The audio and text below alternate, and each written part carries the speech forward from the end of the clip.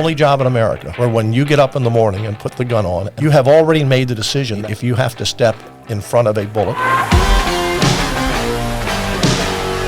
We owe it to all of you to be supportive in the legislature. Supporting you all and the men and women out there is just easy because you have our back every day.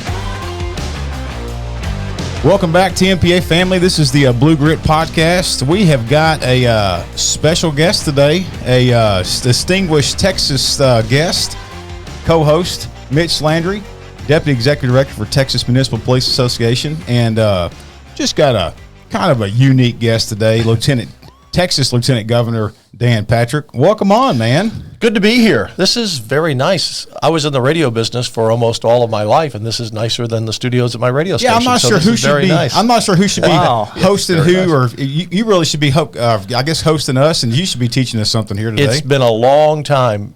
When I came into the Senate, I was able to stay on the air for the first or second session because as a freshman and a sophomore, you're not as busy. You're not a committee chair. You're not on finance, and so you have a little bit more time. But in the second year, really had to start backpedaling in it.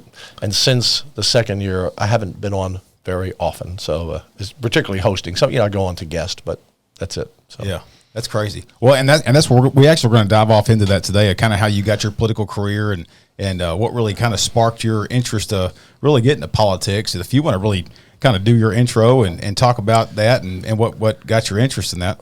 So it was late in life, to be honest, in my 50s, that I was told, I wasn't even aware, I wasn't tracking it, that John Lindsay, who was the senator on the west side of Houston, was retiring and the district was open.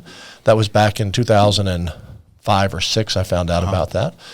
And for my background, it is mostly radio and television. I went to the University of Maryland. I've been here in Texas now for 42 years, but I went to the Baltimore County campus, and I worked my way through college as a country western disc jockey.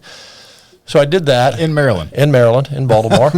And then I finally got my first television break in Scranton, Pennsylvania, when I was in my 20s. I was a weathercaster and sportscaster, and I was very fortunate. You can languish in a small market for a long time and never get that shot. And I was only there 6 months, and there was a news director from Washington, D.C. skiing in the Poconos, which is where Scranton is, and he happened to see me and liked me. And so they were looking for 2 young guys in their 20s that they could hire less expensive than a experienced anchor in D.C. So they hired me and a guy named Al Roker. I don't know whatever happened to Al. He was in Syracuse. So we started on the same day in Washington, D.C., so big step up. And I'd only been in the business 6 months. He had been in it about a year. And so we worked together in Washington. And then I came to Houston with the CBS station, KHOU, and I was the sports director there for 5 years. And then I bought this little radio station. A lot of people were broke in the mid-'80s, and the station was in bankruptcy. It was in Tomball, Texas. So we bought it, not really having a plan, except we're starting at the bottom. There's nowhere to go but up, and we think we can make it work. And I'd been running the station. We were doing sports talk and business and talk, and a guy named Rush Limbaugh called. Rush was unknown in 1988. Yeah. He was just starting his national radio show. And the way the radio business works is that to have a syndicated show, you need to be on the top 10 markets to attract a big enough audience, and then about 90 other markets. So, it's called 10-100. And so Rush was struggling to get on in big markets. I had nothing to lose. We had more cows than people listening to us back in 1988 when we started the station, literally, because we started from zero. And within 90 days, we were number 1 between 11 and 2 when he was on. Oh, wow. And Rush, who really, I call him the Babe Ruth of talk radio. He saved talk radio. There are about 11,000 radio stations in the country, and a large portion of them, maybe half, I'm not sure today, but back then, AM stations, and they were all struggling. FM was really coming on strong. And so Rush is the guy that saved talk radio, and so he turned our station around. I moved over from sports to politics and topical issues, and I followed Rush, and so I did that for a number of years, never really thinking about going into running for politics. But when the opportunity came in 2006 that Lindsay had retired and the seat was open, I was prepared on the issues because I had really studied the issues for years and talked about them on air. And so the opportunity came, and I decided to run for the Senate, and everyone said Dan can't win. He's the radio TV guy. And then when I won, we got 70% in a four-way race against 2 House chairmen and a city councilman, and everyone was stunned in Austin, for sure. They didn't want this outsider on talk radio there. And everyone said, well, of course he won. He was a radio TV guy. So that's how I got into the Senate, and then 8 years in the Senate, and then ran for lieutenant governor. And once again, they said he can't win. He's up against the agricultural commissioner, the land commissioner, and the incumbent lieutenant governor at that time, David Dewhurst. And we finished first in the first round, and then we won 2-1, 66% in the second round. And so people keep saying you can't win, Dan, and we keep winning. And I'm very blessed, very blessed. It's the best thing I've ever done in my life. I love it. And it's an honor to represent the people of Texas and law enforcement particularly. Yeah, that's what I was going to pick up too. It's just fascinating to me is that your overwhelming support for law enforcement. I got to tell you this. So last week, my son, you have children. Yes. And 2 children, 8 grandchildren. Oh, wow. And so, growing up, you always ask your kids, what do you want to do when you grow up? And so my daughter's always telling me, I want to be a doctor, nurse. And, that changes monthly. Sure. Month to month, it changes. And so my son's always wanted law enforcement pretty much with the son, me being a cop. And so it's always, Dad, what do you want to be when you grow up? And so what do you want to do after you retire? And so I've always had an interest because I've always looked up to you. And so I've always been a huge supporter of you. Well, thank you. Because your values, you're steadfast. And so when he found out last week that you were coming on, he found out the other day, he said, Dad, what are you going to tell him? And I said, what do you mean, what am I going to tell him? He said, how are you going to tell him that you're going to take his job? And I said, son, he's just coming on the show. You don't know where this is going to go. And so he was just fascinated by that. Yeah. But how old is he? He is 7. Okay. He is 7. Yeah, his name's Parker Owen. He's, Hey, he's Parker. a huge fan. Yeah. Hey, Parker. So and both my kids are. But I've always had a huge, you've always shown interest in law enforcement. Have you ever had any law enforcement in your family? So I don't have any brothers or sisters, but I grew up with my parents. I had great parents, World War II parents. I'm part of that baby boomer generation, but my mom and dad worked hard and they worked extra jobs. So I spent a lot of time at my grandmother's house after school every day. And my 2 cousins, 2 guys, grew up with me. They were a few years older. And my oldest cousin, and they were like brothers, he was a Baltimore police officer. He was a K-9 officer. And so that was my first really seeing police in the family, someone coming home with a uniform on. Yeah. And he loved his job. He was hurt on the job in his first year and a half, as I recall. And he had to go to desk duty. And so that's not what he wanted to do. He wanted to be on the street. But I remember that, and I was probably 10, 9 or 10, a little older than Parker then. And that had an influence on me. And back in the 50s and 60s, we had a cop on the street, with a nightstick on the beat in Baltimore. I grew up on the east side of Baltimore in Highlandtown, the marble step homes you see in the movie Rocky, that little, I kind of grew up in that neighborhood, and they had the same kind of homes in Baltimore as they did in Philadelphia. So you knew the cop on the beat. Yeah. And if you got in trouble, which I stayed out of, but if you did, they came and talked to your parents. And the last thing you wanted to do was have the police officer in the neighborhood knock on your door and tell your parents, we got a problem with so-and-so. So I just always grew up with a respect for the police, my mom and dad. My dad was a Marine, and that's just who they were. And so it was very easy. I feel like we are incredibly blessed as a country and as a state to have men and women who want to do this. It's the only job outside of the military, the only job in America where when you get up in the morning and put the gun on and the badge on, you have already made the decision that day if you have to step in front of a bullet or step into danger to protect a total stranger, and then sometimes a total stranger who's protesting you, that you're willing to do that. That's a rare person who does that. Yeah. In Texas we have now 30 million people. I believe we only have about 80,000 in law enforcement, Mitch, you would know. Yep, you're correct. That counts constables, sheriffs, police officers, state troopers, school police, you name it. That's a very thin blue line.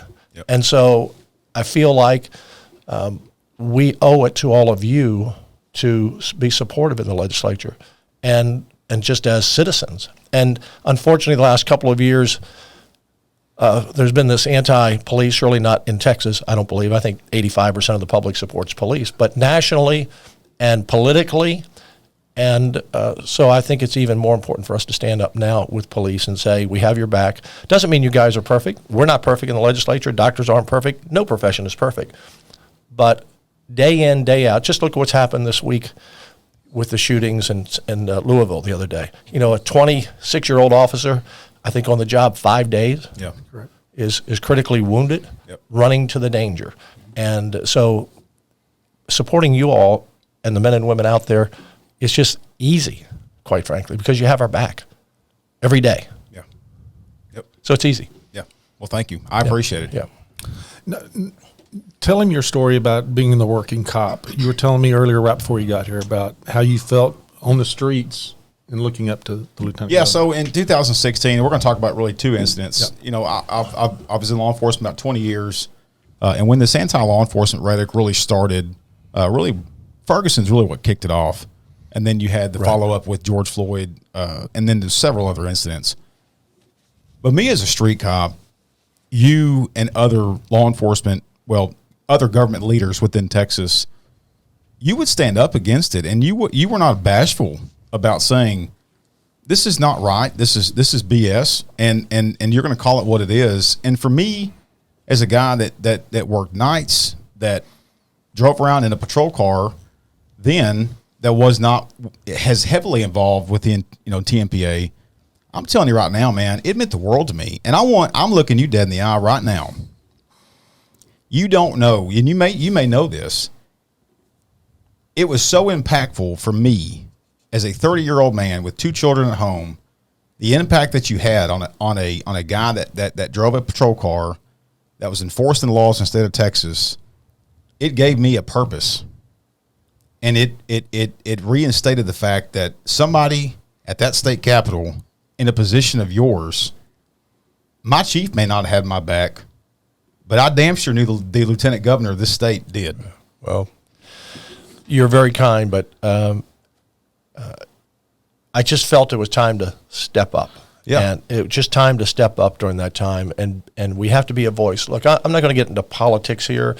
Your officers across the state are Republicans, Democrats, probably more of one than the other, independents across the board. But when it comes to law and order, and when it comes to supporting law and order, that should be a nonpartisan issue. That's right. And I think for most people it is. And you have the loud voices, the anti-police, social justice, let everyone out of jail crowd. There's a lot of that. There's a lot of that. And so we can't sit by quietly. We have a responsibility at the state to take a position, and so it was easy to do. And one of the things that happened, the other impact, and I'll try not to get choked up on this, but since I've been in office, I believe, Lieutenant Governor, since 15, I believe we've had close to 60 police officers killed in the line of duty, mostly by gunfire. Mitch, is that about right? You're probably from 16. Yep. 10 to 15 a year. And I don't go to every funeral. I go to as many as I can. Maybe I've been to 2/3 of them. I never speak. I don't ask to speak. I don't want to speak. It's for the family.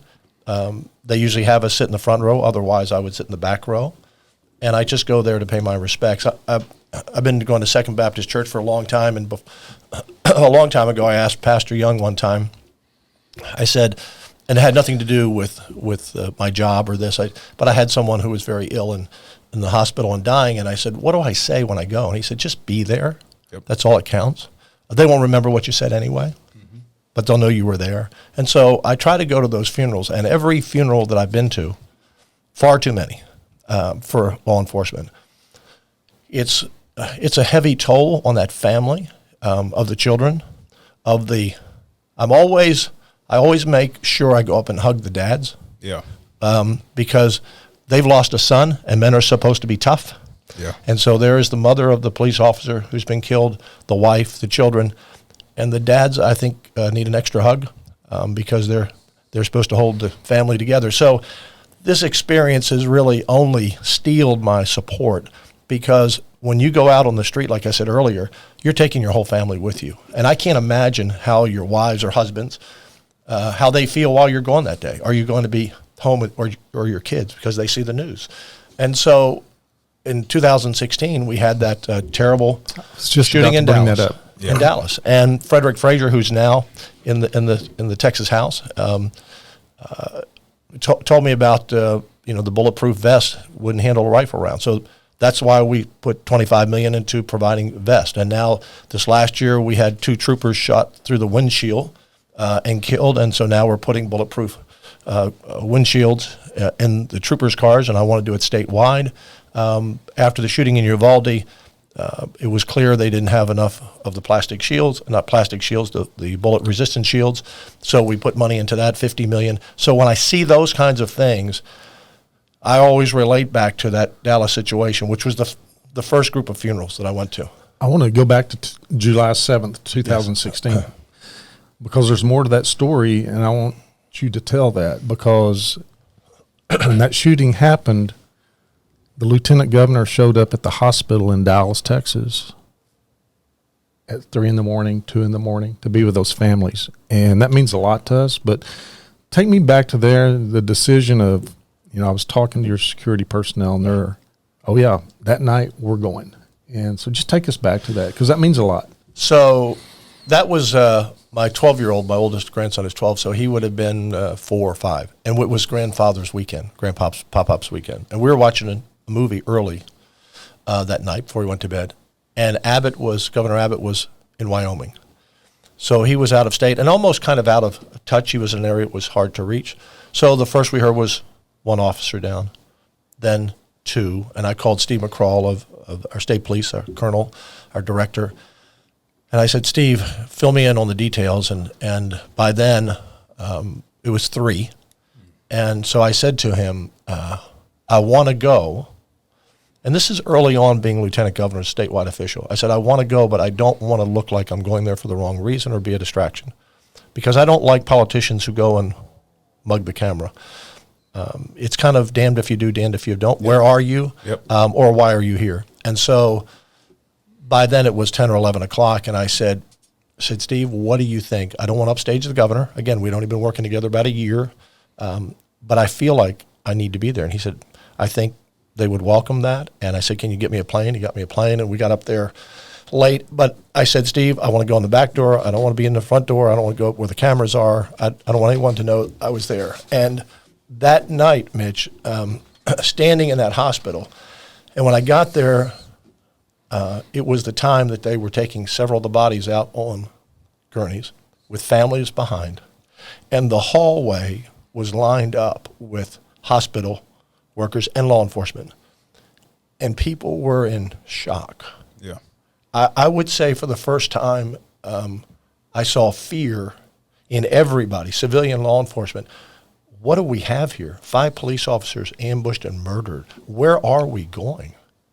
And so that's how all that happened. And the next morning I went with, I think it was Frederick, to a house. Officer, well, I won't name the officer, but one of the officers killed, and the police union took a check for, I think, $10,000 just to, help the family know, don't worry about expenses this week, or you don't need to worry about next couple of weeks, because you all are such a brotherhood and stand together. And then when we walked in, and it was a normal, nice middle-class neighborhood, upper middle-class neighborhood, nice home, and the daughter said, Mom, are we going to have to sell the house and change schools?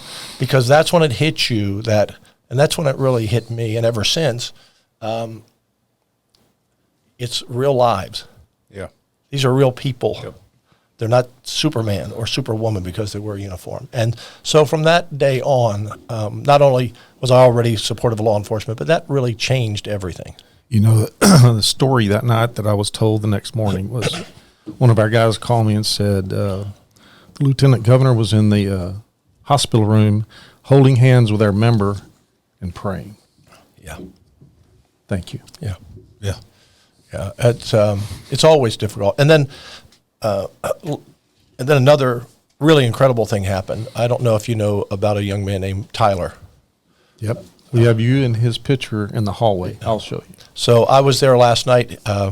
Tyler's dad was a Houston police officer, killed in the line of duty in 2015, putting out spikes, and the thug low life went around the spikes hit his dad and killed his dad.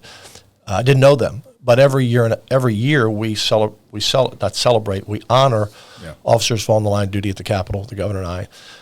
And this young man who was, I guess, in the 7th grade then, Tyler, had a velvet badge he had cut out of his dad's badge with a blue line. And he was handing it to people because that particular year the officers lost.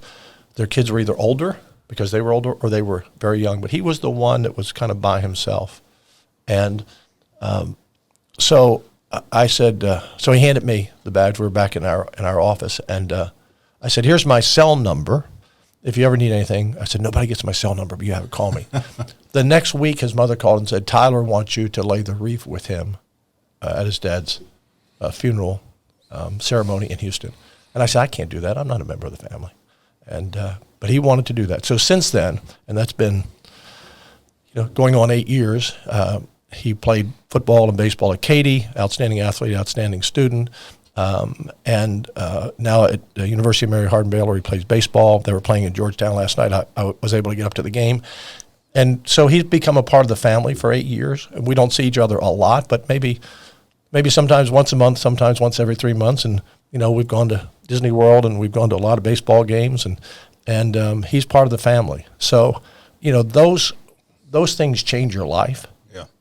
And one of the things that I admire most about police officers and firemen in the same way, it's a brotherhood.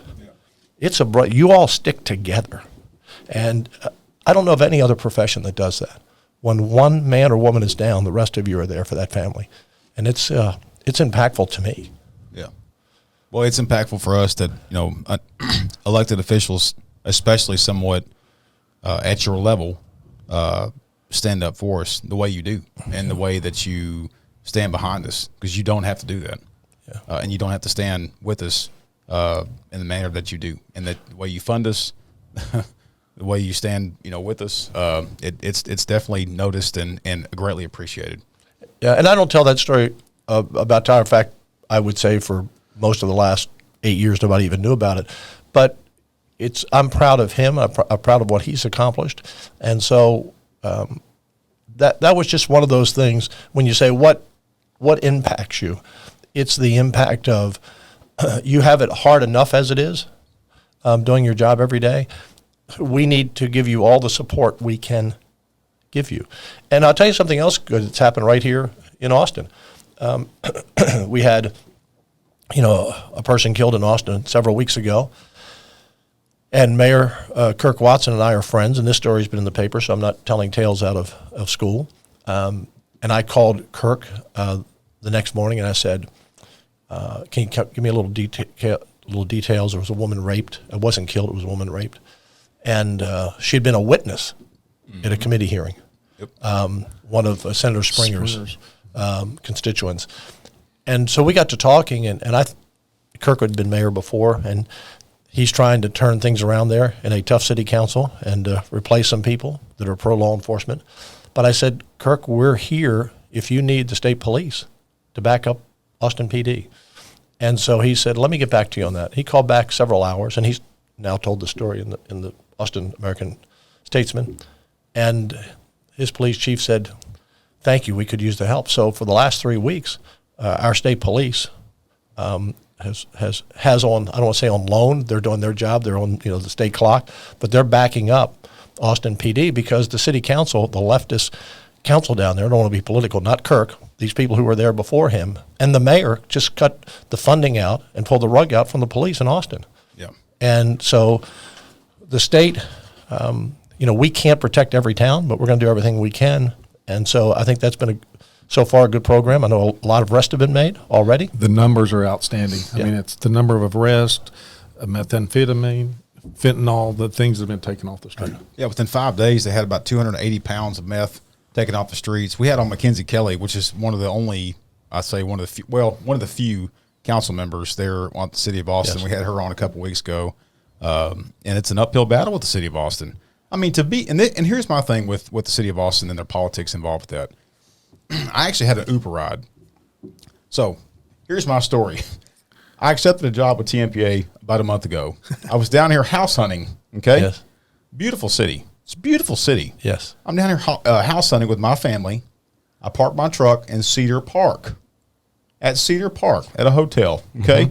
One of the nicer areas Yes, of Austin. very nice. Walk out the next morning, my truck's gone. Okay? It's stolen. Welcome. Now, I ignorantly left both of my key fobs in my truck. Yes, I'm a cop. And I'm a live in East Texas. Can you believe he admitted that? I admitted that on the podcast. And so, but Austin PD and Travis County located it. So fast forward. So I actually had this conversation with my Uber ride the other day because I had to get a rental car, long story short. But this is what I had. The conversation I had was this. The city of Austin defunded their police department in 2020. A third of their police department was defunded. Right. Okay. Over an incident that did not even happen in Austin, didn't even happen in Travis County, much less didn't even happen in the state. Right. I can't wrap my brain around that. And they continue to allow the dangers to happen within their city and watch it occur and don't act on it. That's what's mind-boggling to me.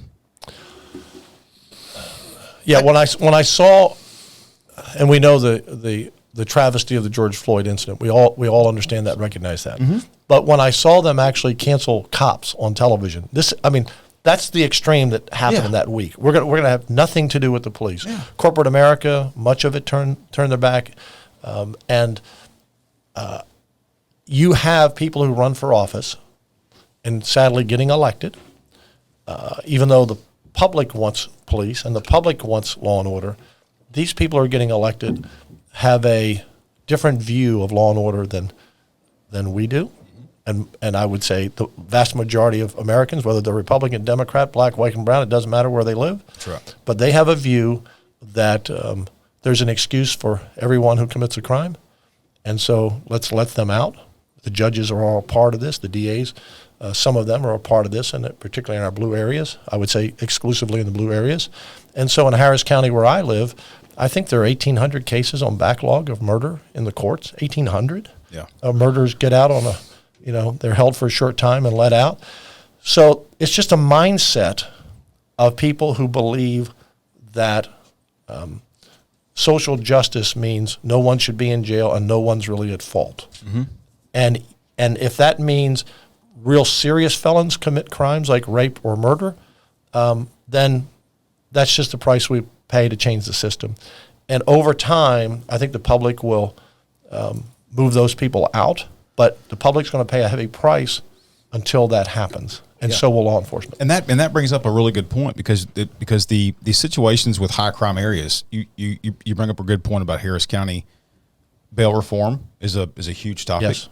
Bail reform. Look at the crime rate spikes in Harris County and rogue DAs. Let's talk about it. So these are bad areas. I mean, these are hot topics across the state that are there's active bills going on right now. And I don't want to talk about politics. And I don't want to. You're here as a guest, and we want to highlight your pro law enforcement approach. But these are bad topics. And back to the city of Austin. It's just a bad deal, and we certainly appreciate you allowing DPS to come in and back up our brothers and sisters at APD because it was much needed, and it was basically putting their lives at danger. Sure, because they failed them. The city of Austin failed the Austin Police Department. And I appreciate the mayor being open to it. Mm-hmm. The last mayor Adler would not have taken the help. No, and so I think Kirk is trying to do his best and. It's a tough job. I will say in Harris County, I think we do have a DA there who's trying to do a good job. I can't say that in some of our other big counties, but our courts are broken in Harris County. A number of when the Democrats swept in 2016, a number of them have lost in primaries. But you still have a number there. I mean, we passed Senate Bill 6 last session. Senator Joan Hoffman, who was a criminal court judge, prosecutor. And it dealt with, under certain crimes, criteria to keep people in jail.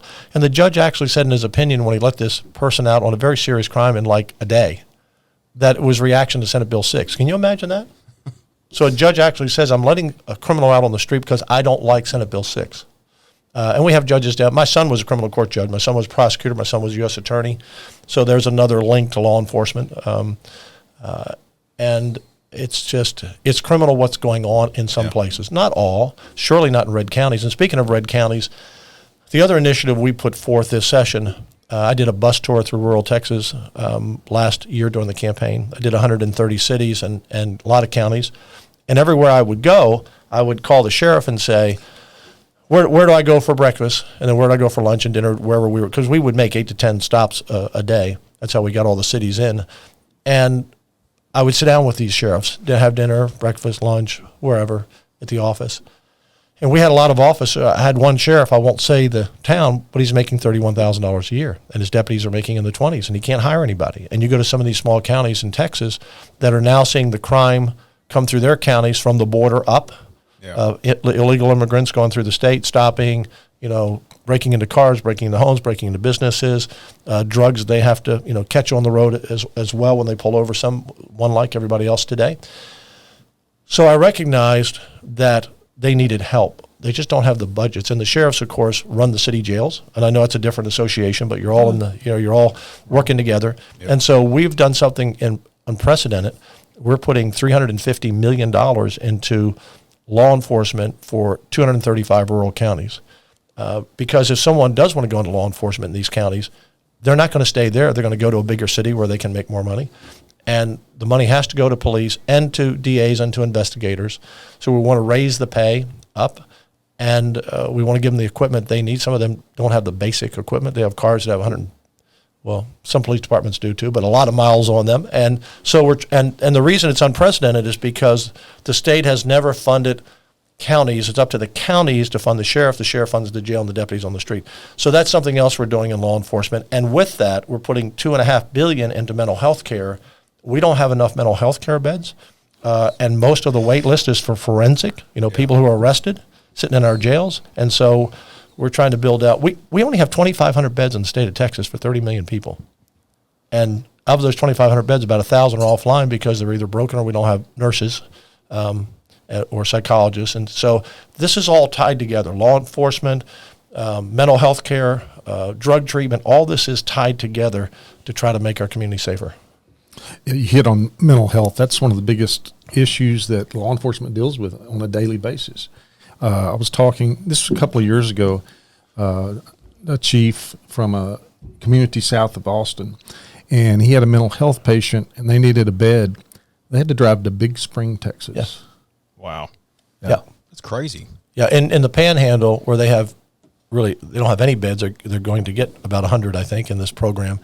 They have to drive to Wichita Falls. Or if you're in the valley, sometimes have to drive to San Antonio. So if you're a small county in Texas and you have 4 deputies, you lose a deputy for a half a day or a whole day.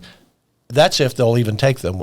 And so it's a huge problem. The mental health, our jails have become the big mental health care. Those are the mental health beds. There are mental health beds. That's where they are. And so it's all tied together. And thank God we live in Texas where the people do support these issues. They do support police. We just have a couple of rogue DAs and a handful of rogue judges. And we actually have 2 bills that we passed out of the Senate already to recall DAs and recall judges. Now, I will confess to law enforcement that this is a hard issue because constitutionally they're elected. To take away someone and remove them from office when the people have elected them is not easy. And we all realize that judges and DAs need some discretion. But we all know what is bad when we see it and what is good. And so where we have the worst abuse, we have to be able to remove these people. Yeah. Well, we certainly agree with you. Absolutely. Yeah, it's we appreciate those bills, and hopefully they'll get moving in the House. Yep, hopefully. And I know we have some bills in the House, too, that address the same thing. So hopefully we'll get – if yours slow down over here, maybe we can get them over to you and you get them. As long as we can get them there. We just want to get good legislation out, good public policy. Look, the number one responsibility I have as an elected official is public safety. I mean, all these other things are important, and there are so many things we're doing that are important. But at the end of the day, if you and your family are not safe and your property is not safe, then society begins to crack, and I see it cracking in a lot of our country. Look, all these cities that went on defund the police, Portland, Seattle, they can't keep businesses. I saw yesterday a Whole Foods store opened up a year. They're already gone. Walgreens, CVS, or whatever the drugstore chains are. They're leaving these cities because of DAs that won't prosecute crime. They don't have enough police. They haven't. And San Francisco, which was a beautiful city once upon a time, they're now asking for the National Guard. So all of these policies, it's not like Republicans are saying, well, we're right and you're wrong. You've already acknowledged you're wrong. Yeah. You already acknowledge you're wrong because you're crying for help. Yep. So I agree. Well, I think it was my phone. Forget oh, it. you're fine. Should have turned that off. I'm sure it's Governor Abbott calling to check on you. Yeah, that's right. Mitch, you got anything else? No, just the deep appreciation that we have from Tmpa, from all law enforcement. We always talk about you and how we appreciate you. Troopers at the Capitol that I talk to on a daily basis, they tell me every time they see you, doesn't matter what you're doing or what they're doing, you always make time to go over, shake their hand, thank you. And that goes a long ways. And it's not only the troopers, it's everybody, all of our law enforcement. They've always seen that, how you make the effort to reach out and acknowledge law enforcement. Well, it's just the right thing to do. I appreciate them all looking out for us. I'll have to tell you a funny story. We'll close out with this. Yeah. So maybe the reason the troopers like me because they heard this story. So my first session as a senator, let me put it this way. If I had a freshman senator like me, I probably would not be happy as lieutenant governor. Okay. I knew the issues, but I was learning the ropes. And I was trying to make a point of how much money we were spending in the state. So I decided to borrow $1 million from the bank. I borrowed $1 million from the bank, like for 3 hours. Had to put up collateral, which my wife, I didn't really have to check with her. Really, I had to stretch. Well, she found out after the fact. I had to really stretch it. They gave me, some of it on personal credit. I had to hire a Brinks truck, or whatever the security company was, but a Brinks type truck, because once they give you the money, and a plastic bag of $1 million, I think it was in hundreds. It's only about this high and this wide. But I wanted to bring it in to make a point when someone says, oh, it's only $5 million. Well, look, how many people divide into $5 million as taxpayers does it take for your program for $5 million? You say, well, it's not really a big deal. So the troopers, when it got to the Capitol, once it's out of the truck, it's my responsibility. So the troopers, I didn't ask, but someone assigned them, I guess for being smart, to watch the money. So they watched the money as it came into the Senate chamber. It was only there about an hour and back on the truck. Goes back to the bank. We're good. So I only had the money for a couple hours. So me just being me, I go up to the lieutenant or whoever was in charge of the troopers back in 2007, and I had 6 $100 bills. I said, would you give each trooper $100 just as a thank you? And he said, Senator, we can't do that. You can't tip the troopers. I said, hey, I just appreciated what they did. So maybe that story's lingered around the water cooler for a while, but they're expecting a $100 bill now. That's what it is. I'm almost embarrassed to tell that story, but I just thought, hey, here's what you do. So do you remember what the interest is on $1 million for 3 hours? No. Okay. I don't know, but I think I made a couple of dollars on that. I don't know. I have no idea. That's funny. But awesome. It was. And people say, you did what? I said, well, I was trying to make a point, but I guess they're right. You can't, you want to do what you can. You want to do what you can. So, well, they're great people. We typically have law enforcement personnel on podcasts, but we always close out every show with 3 rapid fire questions. Okay. And those questions are these: your favorite cop movie or line from a cop movie, your favorite cop car, and favorite adult beverage. Okay. Favorite cop movie, I guess, is Dirty Harry. Okay.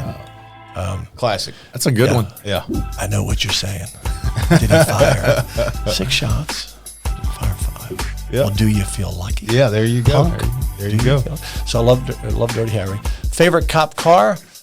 Oh, gosh, that's a tough one. Because Clint McNair, our co-host, he's not here. He's up in D.C. right now. He's going to – I've got some good vibes on what you're going to pick here. No, you'll never guess it. What is it? It's any car that Broderick Crawford drove in Highway Patrol. 10-4. If you watch old Highway Patrol, they took every car that they could get cheaply and put an emblem on the side of it. And they were driving 4-door Mercuries and DeSotos, and it's on MeTV. I mean, you look at that and say, that's not a cop car. And then the third question was, favorite adult beverage? Yep. So I'm not really a drinker. If I had to say, assuming you're adult beverage, I'm not really much of a drinker. I'll have a margarita occasionally. I would say Bailey's Irish over some Amy's vanilla ice cream around 11 o'clock at night. There you go. Instead that of sounds chocolate good. syrup, put a shot of Bailey's Irish over Amy's vanilla, which is the best vanilla ice cream there is. Have you had the peanut butter whiskey? Have No, you tried that yet? I can't drink whiskey. Boy, that's just. Well, I I'm don't not a either. whiskey guy. It's real sweet, but it's oh my gosh. So now we have, we have the Arnold Palmer drink. Yeah. Now we have the Dan Patrick ice cream. Yeah, Dan Patrick. And you know where that came from? I was watching someone at a ball game somewhere, and I said, "Boy, that looks good." I said, "What kind of syrup is that? It doesn't look real thick." And they said, "Oh, that's a Bailey's Irish." I had them put it on. I said, "Oh, I'll give that a try." It's like on a cold day, Bailey's Irish and hot chocolate is a really good drink. As long as you're not driving. That's awesome. As long as you're home, around the fireplace. Hey, look, thank you all for having me on. This is, I'm privileged to live in Texas. I'm privileged to be a lieutenant governor. It's a great blessing. I take it seriously. Some people run for office, and I'm afraid they stop when they win. It's like, I won. But you can't only come this far to come this far. Right. And I don't want to be sitting around on my rocking chair. Literally, I don't want to be sitting around with regret. You can't go through life with regrets. We all make mistakes. You forgive. You have to be forgiven. You move on. I'm a Christian. I believe in Jesus Christ. But I don't want to be sitting around years after I'm out of office saying, when I was there and had the chance and had the power, because not me, but the office of lieutenant governor is a very powerful office, most powerful in the country of any lieutenant governor, that I didn't do what people expected me to do because I didn't want to step on somebody's toes. I didn't want to criticize. So I really look at it as I want to go out with a clean record, that I tried to do everything I could do. Do what you say you're going to do what you said you're going to do, because that's what you're supposed to do. So there we go. We'll close it out with this. Always in the clear eyes, full hearts, you can't lose. There you go. That's right. Thank you, guys. Thank you for coming. Appreciate it. You bet. That's it, guys. Go ahead and subscribe. Hit that download button. And man, what a great episode. Thanks again for coming in. You guys stay safe. God bless you. And as always, may God bless Texas. We're out.